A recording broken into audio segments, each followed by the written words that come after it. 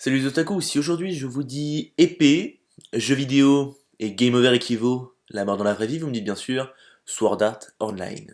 Donc l'anime est issu d'un manga bien sûr, mais il y a un nombre d'œuvres secondaires énorme. En tout, il y a 23 mangas en œuvres secondaires.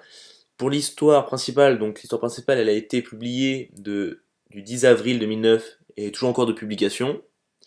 Et elle est composée de 20 mangas. L'auteur de ce manga est Reiki Kawahara, et il a aussi créé Axel World. Donc l'anime, quant à lui, est composé de 3 saisons principales et d'une saison alternative, donc il n'est pas, bien sûr, obligé d'être regardé pour comprendre l'anime. Donc alors, la première saison est composée de 2 arcs. L'arc Encard, puis l'arc Fairy Dance. Puis la saison 2 va traiter de 3 arcs, l'arc Phantom Bullets, puis l'arc Calibur, et enfin l'arc Mother Rosario. En ce moment, t'as la saison 3 qui est diffusée sur Waka Anime et sur certains sites comme Voir Anime TV ou bien Gugum Streaming pour les plus connus. Je l'ai pas encore vue, mais je compte bien la voir dès qu'elle sortira sur Netflix, car les 2 saisons sont dispo sur Netflix aussi. Quant à la saison alternative, elle prendra place dans le jeu vidéo du début de la 2e saison. Il y a un total de 75 épisodes pour l'histoire principale et 12 pour la saison alternative. L'anime prend pour thème action, romance et science-fiction. On peut mettre aussi le côté jeu vidéo. Donc dans l'anime, on retrouve 5 openings. Donc le premier qui est le plus connu, c'est Crossing Field de Lisa. Puis après on a Innocence de Amalie. Inité de R. Aoi. Courage de... Je ne sais pas lire le japonais. Ou encore, donc pour la saison 3, Adamas de Lisa. Bon, donc pour l'histoire, il va falloir suivre. Donc pour commencer, l'histoire prend place en 2022 au Japon. Il y a un jeu, Sword Art Online, qui est un jeu massivement multijoueur en réalité virtuelle. Donc c'est un VR MMORPG.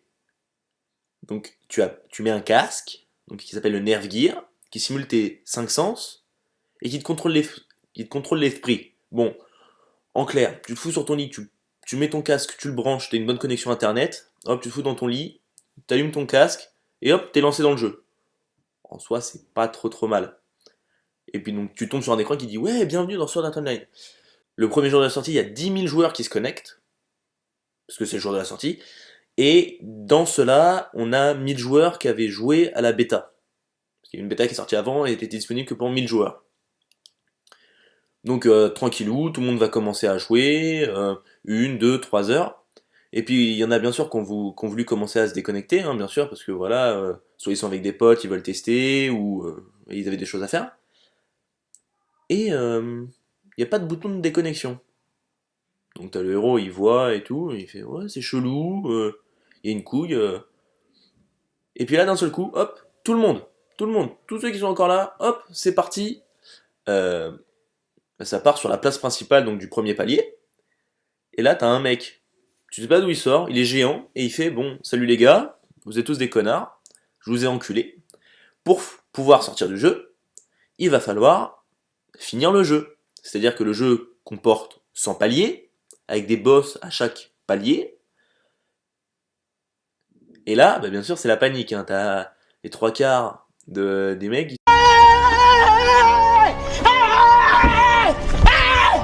Why are you running? Why are you running? sont oh aventure, on va tous mourir. Et puis on va suivre l'aventure donc de Kirito, un putain de live qui avait joué à la bêta. Et donc on va suivre ses histoires. Donc ça c'est vraiment le début, mais je vais pas vous expliquer la suite parce que ça vous spoilerait en fait la fin de la saison 1, enfin du premier arc de la saison 1, qui en fait est le meilleur on va dire. À mon avis sur cet animé, c'est un très bon animé. Surtout le premier arc, parce que c'est vraiment, on va dire, l'essence même de Sword Art Online. Et beaucoup de gens vont vous dire qu'il n'est pas assez long. Je suis tout à fait d'accord. On aurait aimé avoir 25 épisodes sur l'arc Encard parce que c'est, je sais pas, l'ambiance, les décors sont vraiment parfaits. Et l'histoire aussi est très bien. Quant à la 2e saison, elle est bien aussi. Donc donc les 2 premiers arcs de la saison 2, ils sont très bien. Donc l'arc de la saison 3, par contre, on ne suivra plus Kirito, mais Azuna. Bon, Azuna, vous verrez qui c'est. Un personnage important, mais pas trop. Par contre, à la fin donc de la saison 2, si vous êtes un peu émotif, vous allez vite chialer, parce que Comme quoi les jeux vidéo ça peut aider les gens atteints de maladies incurables pour attendre leur mort. Je dis merci à la vie, merci. Bon, en bonus, il y a 2 parodies disponibles sur la chaîne Retake. Si vous avez vu l'animé, franchement, vous vous traperez de grosses barres. Moi, la première fois que je l'ai vu, je me suis marré. Voilà. Bon, voilà la fin de cette présentation. Si elle vous a plu, n'hésitez pas à mettre un pouce bleu, à vous abonner, et on se retrouve bientôt, les otaku, pour une nouvelle présentation d'animé. Allez, salut!